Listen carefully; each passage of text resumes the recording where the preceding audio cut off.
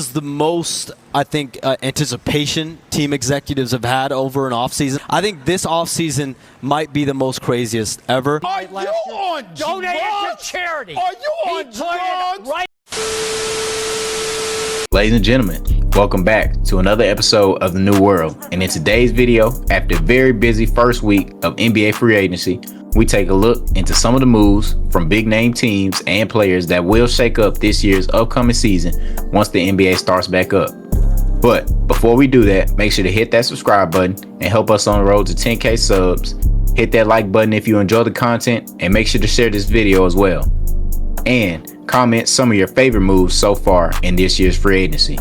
And if you haven't, check out our recent videos where we discuss the potential reign that the Oklahoma City Thunder will bring to the near future after winning their first ring under the SGA era.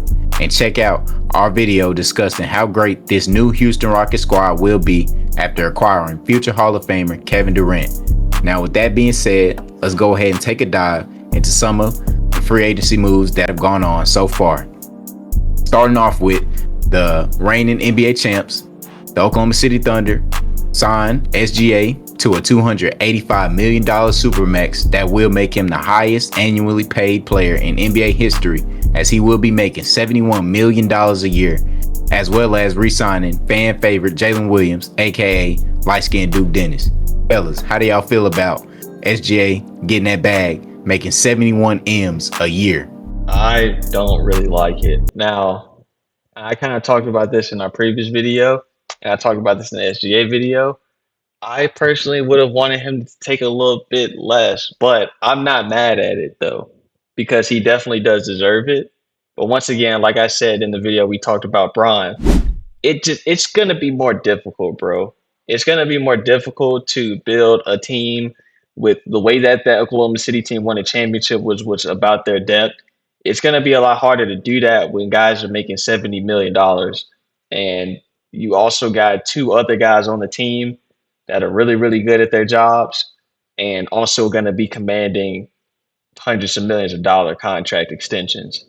So that's why I was thinking, I was like, if SGA is as great as we think he is, which I think that he's top three, could potentially be the best player in NBA if he continues on the pathway, that means that there's going to be so many off the court opportunities that are coming your way.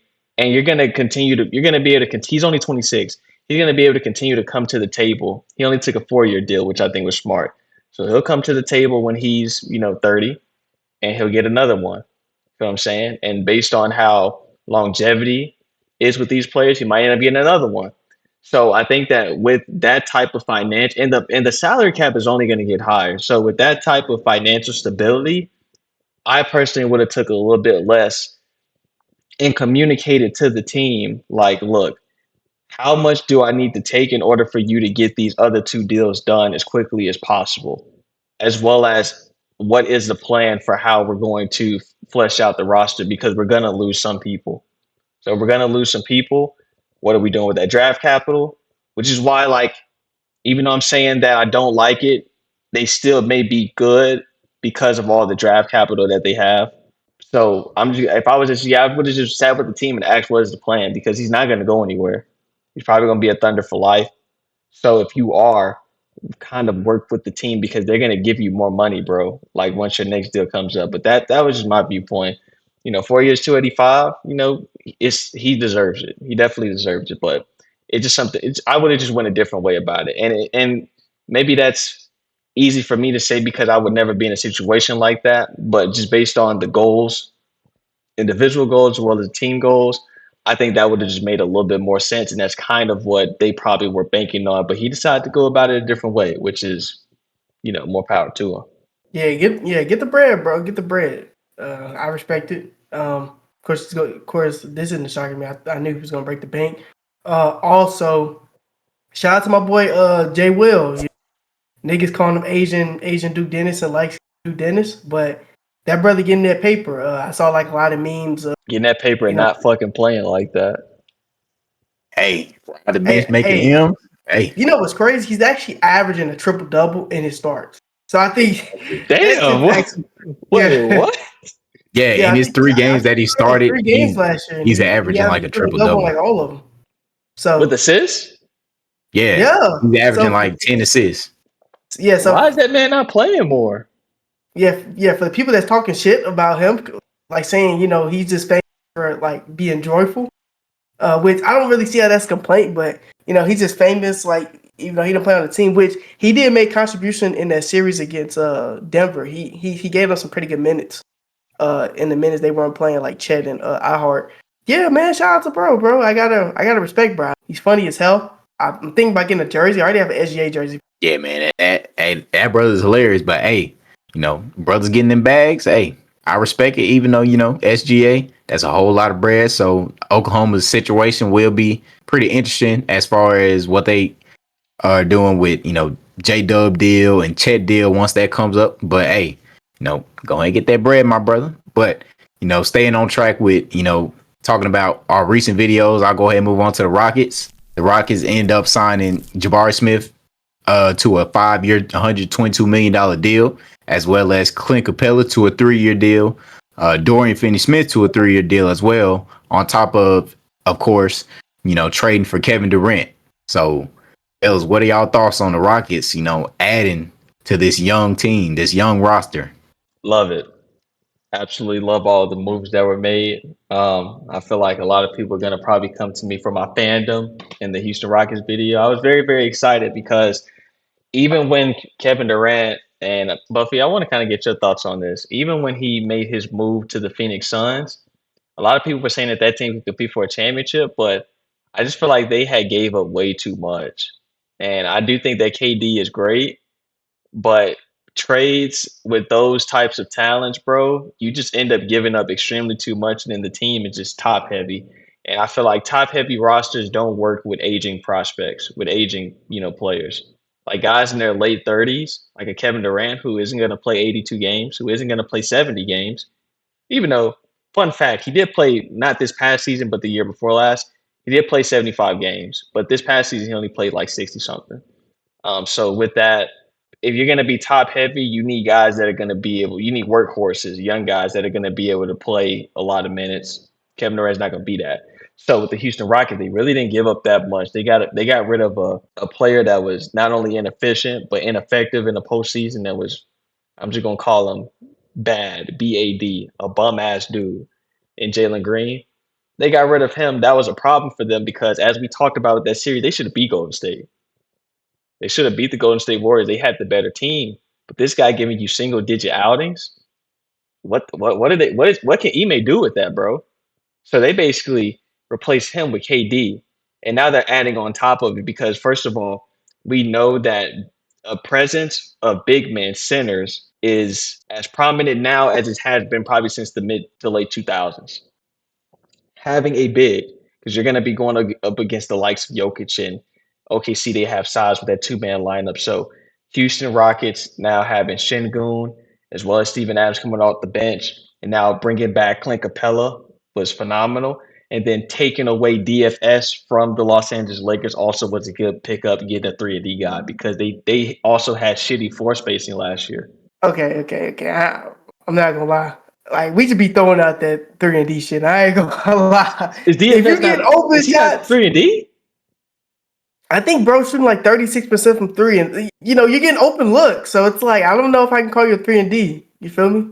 Like he's not shooting bad, but it's like it's not really good. He can shoot.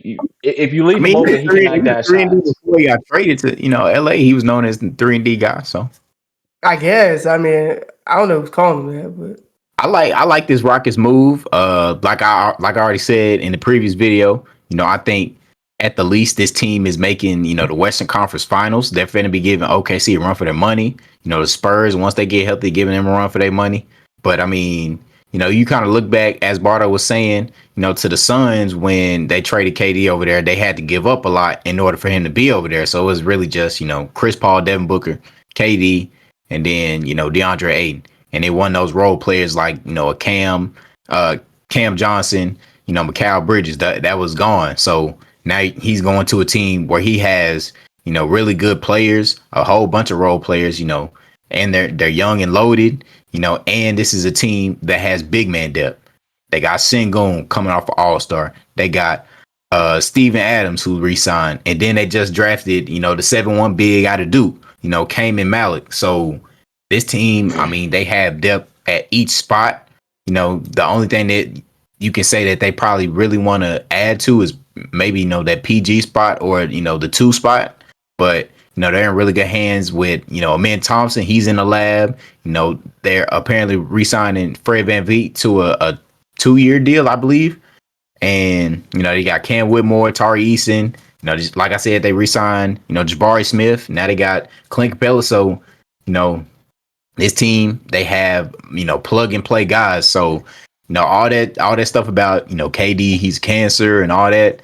If you really look at it and look at the teams that he's played with, ever since leaving Golden State, the main reason why that team didn't really make it to the finals as they should have, they didn't have the role players, to help them get there.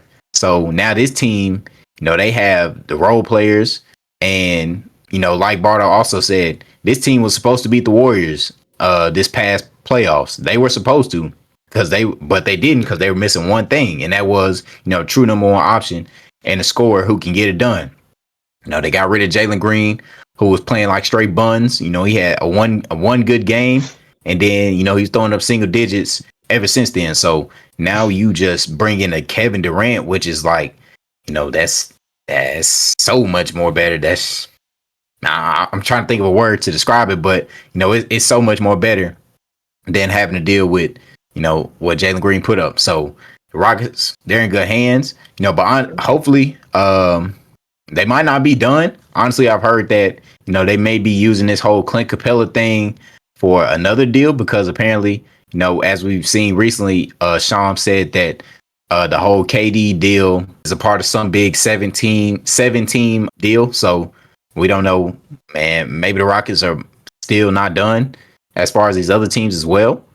But yeah, it looks like the Rockets, and they made some big moves. But going into the next team, we got the Bucks. They re-signed Bobby Portis Jr. to a 3-year deal, as well as bringing in Miles Turner.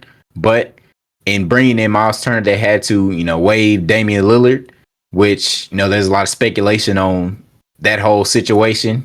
But they also, re-signed Kevin Porter Jr., Gary Trent Jr., as well as Taurean Prince, Darvin Ham's favorite player, and bringing in former Orlando guard Gary Harris. So, fellas, these moves, these re-signs, and bringing in Miles Turner and Gary Harris, does this move the needle for the Bucks going into next season? I think by default, I feel like the Bucks are going to be a little bit more competitive than niggas are giving them credit for, just off the strength of how weak that damn Eastern Conference is. It is the JV of the NBA. So it's, it's junior varsity over there in the Eastern Conference. So I think that they're going to be a little bit better. It doesn't really move the needle for me. Ladies and gentlemen, go check out that video that will probably be out before this one about the Milwaukee Bucks, where we'll do a deeper dive into what we think about those moves as it opposed to Giannis. I think Giannis is going to spend the whole season there because, like I said, I do think that they're going to be a little bit more competitive because also what we're not factoring into is that Giannis is going to be – everything is going to go through him.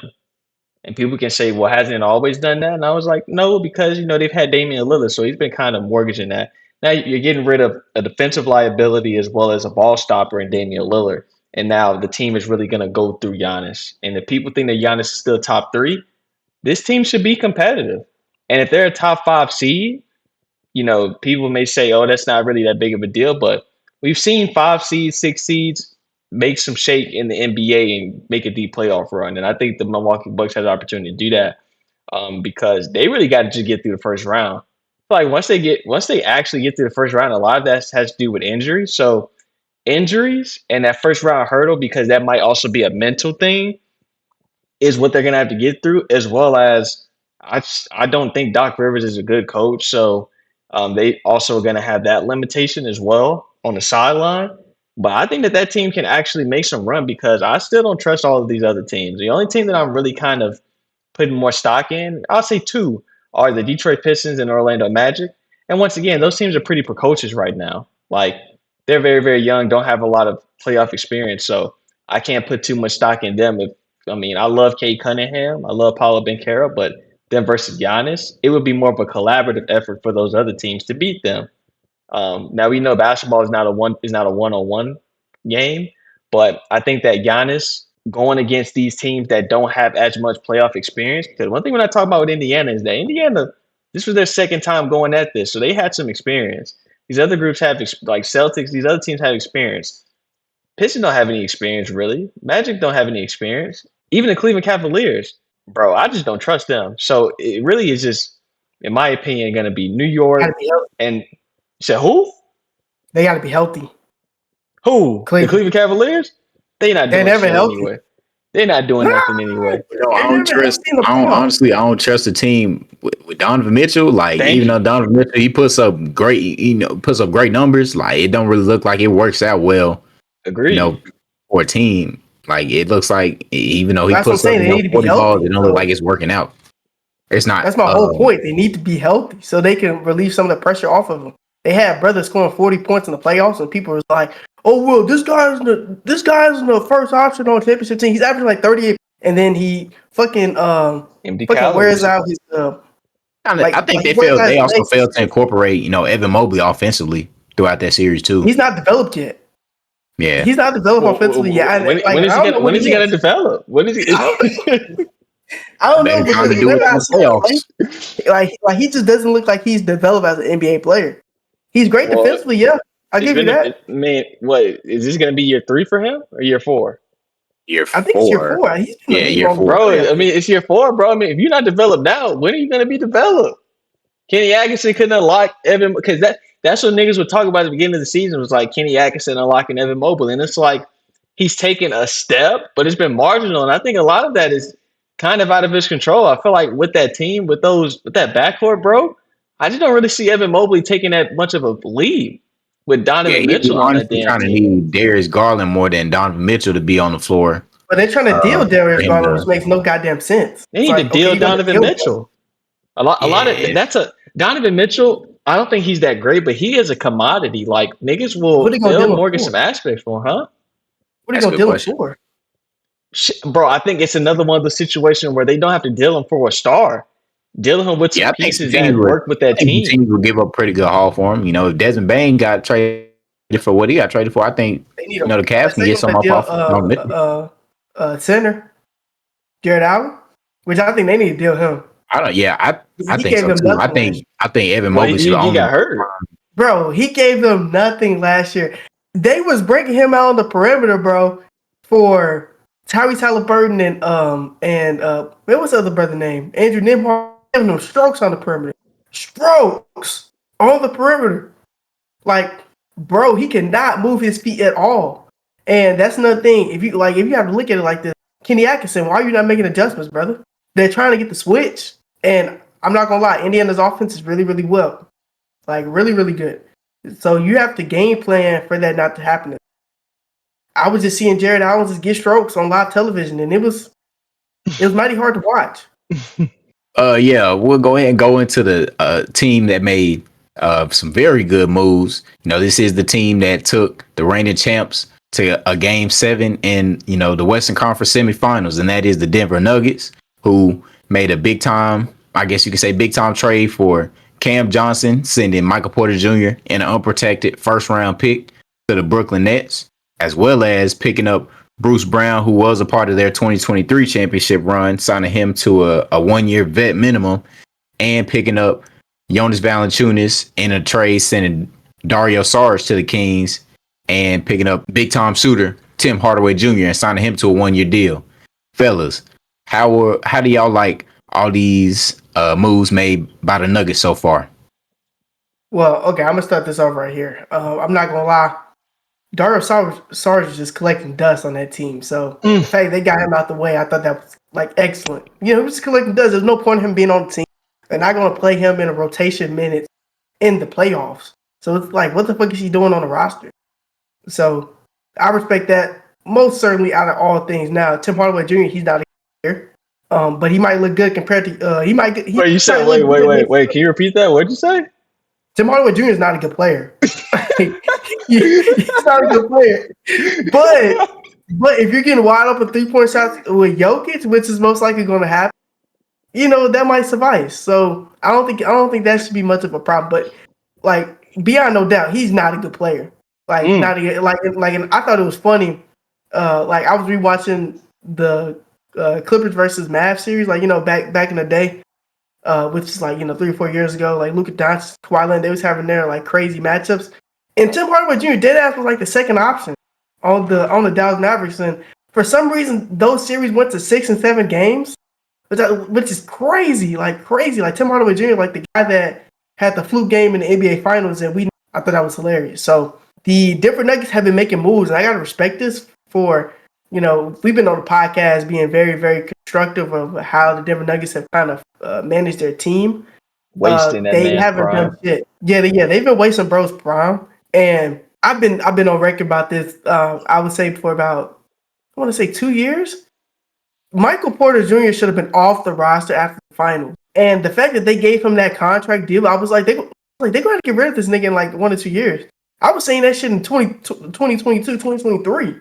Or 23. I was saying they got to get rid of this nigga, bro, because he gives them nothing outside of shooting.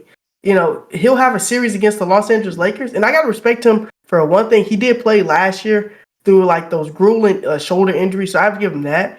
But the brother gives them nothing else defensively, rebounding, playmaking. Like we know he don't pass the ball. And I thought it was funny how they Brooklyn. He's gonna be playing next to Cam Thomas.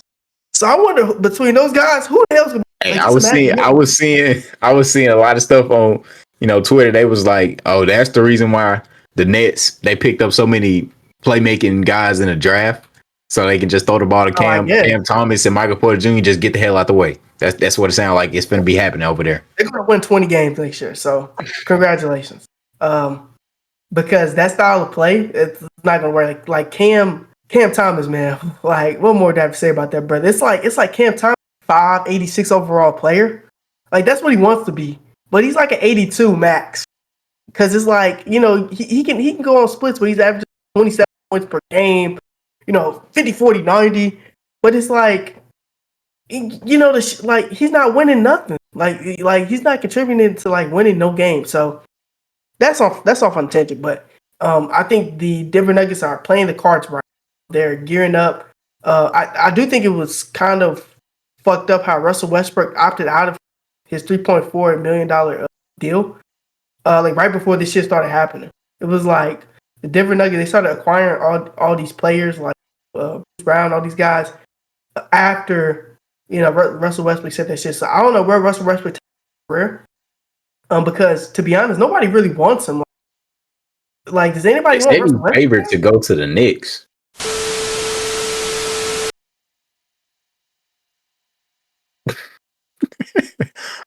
Hey, I'm just saying what they said. I think he should go to Golden State. Golden State, they should build like a retirement home, like what the LA Clippers. Bro, I'm already hearing I'm already hearing talks about Damian Lillard going to the Warriors. Bro, oh my god! Damian Lillard went to the Warriors and Russell Westbrook went like right after, and then Damian Lillard. That's actually hilarious. That'd be hilarious. So kudos to Denver. Yeah, so I do agree with my brother. I think that Denver Nuggets they've done their jobs, and they honestly have done this shit 2 years late. I'm not gonna say too late because Jokic's still clearly the best player in the NBA. I know that my brother Jalen was going on a rant in that SGA video talking about he's the best player in the NBA. I'm sorry to say that he's not. He's not better than that walking. He's not better than that walking triple double over there. It's built like the Michelin Man over there in Denver. Like, he's not, because look at the team that was surrounded with him, and look at the team that's surrounded with Oklahoma City. You know what I'm saying? And they still went 7. It's not even a debate on who got the better team. We shall see. Going into his next season. Now Jokic, he got a lot of role plays, especially got Cam Johnson. Like, we finna see. Because I'm gonna keep it a beam. Oklahoma City retained their same roster. This Denver Nuggets team. Now, bro, it's like all Jokic, bro. I think I said this. I don't think I've said this in a video, but I've told y'all this. He's like probably the greatest offensive player that I've seen with my eyes, like on television, because I never saw Magic. I never saw a lot of these other guys. Offensively, he's the best player I've ever seen. He makes everybody, bro. Cam Johnson, like that guy was giving you 18 over there in Brooklyn. And in Phoenix, he was also a productive piece. So, and he was somebody that, as Buffy mentioned, Michael Porter Jr., all he can do is shoot the ball. And another thing that you can talk about is that Michael Porter Jr. also has a poor health track record. This is going back to him in the draft. So getting up off of him is good. Because who knows if his body is really portraying him with the shoulder shit, which, kudos for you playing. But, I mean, honestly, he probably shouldn't have been playing. He wasn't doing anything. Like, in a lot of those games, he wasn't making any shots. And he's, like, taking his bullshit shots. Like, he literally is 1-2 dribble, see if I can shoot. If I can't, then he doesn't really want to pass it back. But it's like, he's not, like, playmaking anything. He just is trying to shoot. Cam Johnson is not like that. Cam Johnson is actually a good player. Is this a 3-and-D guy? Nah, he's not a 3-and-D guy. I don't think. I don't know. Yeah, I think he's missing the D. Pause, but he's missing the D. He can play some solid defense, though. He can play some solid defense. Like 3-and-D is like man, I'm gonna give you a perfect example of who like a 3-and-D guy is. A 3-and-D guy is really now it's Lou Dort. Lou Dort's really now a 3-and-D.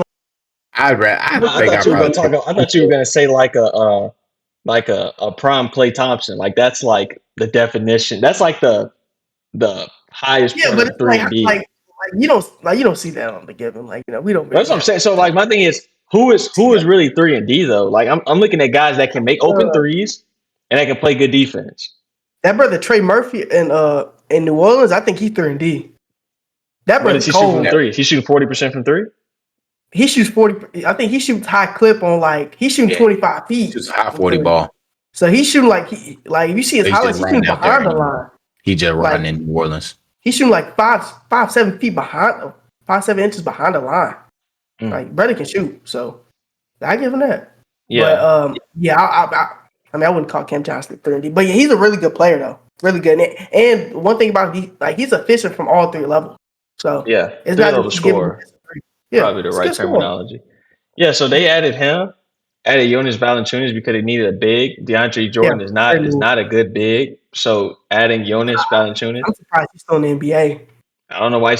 I'm telling you, him, Russell Westbrook, them niggas just need to go ahead and put in a pension and call it a day. Hopefully those 401ks and 401ks, they're probably sitting on 8 figures in that 401ks. You got a bunch of bread, bro. Just call it a day, man. You don't need to play basketball no more. What was that? Yeah, just Chris Paul too. He might Chris Paul. Yeah, all these guys, y'all not winning no rings, bro. Yeah, that's what these guys are. These guys are ring chasing. He's still trying to be a starter. I'm like, dog. Yeah, I saw that. That was actually hilarious. Like, brother, been in the league since 2005. You're pushing 40. You're slowing down. The tempo per game. And Brian got these niggas thinking that they him, and they not. Y'all niggas not Brian. Y'all not KD. Y'all not Steph. What Brian doing at 40 years old? Except KD probably. But kind of skimming through some of these teams. Don't want to make the video too long. The Clippers, they re-signed James Harden to a 2-year, $81.5 million extension, as well as signing Brook Lopez to a 2-year deal. The Timberwolves, Julius Randle, he made that bread, a 3-year deal, $100 million, as well as Nas Reed signing a big boy deal, 5-year, $125 million deal. So trying to get that bread. We can kind of skim through the Pelicans, even though nobody really cares about the Pelicans. They did sign Kevon Looney to a 2-year, $16 million deal, as well as trade for Jordan Poole. I thought he was a Warrior lifer. Yeah, I thought he was a Warrior for life. That actually surprised me. I didn't think he was loyalty. No loyalty in this game, man. I respect it, but like I can't see him outside of the Golden State. Or do you think that they let him go, or do you think he was trying to chase a bag? I think they let him go. They kind of let him go because they've been saying the Warriors to go build that damn retirement home team that they got. It seemed like they been trying to stack up on old niggas.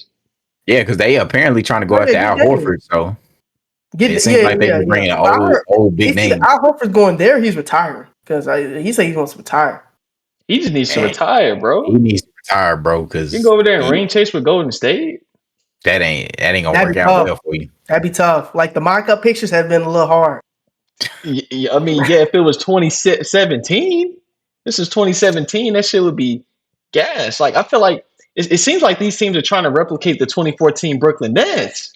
Like, they just trying to get all of these old niggas on the team. And I'm just like, yo, Well, they're not that's not trading it. young pieces, but yeah. But another thing with Golden State is they don't want to have young pieces. And what are they gonna do with Yeah. Jonathan Kuminga? They already looking to ship him. I forgot what the three Yeah, teams they're are, but looking to it's ship three him. teams that are lined up for a deal though.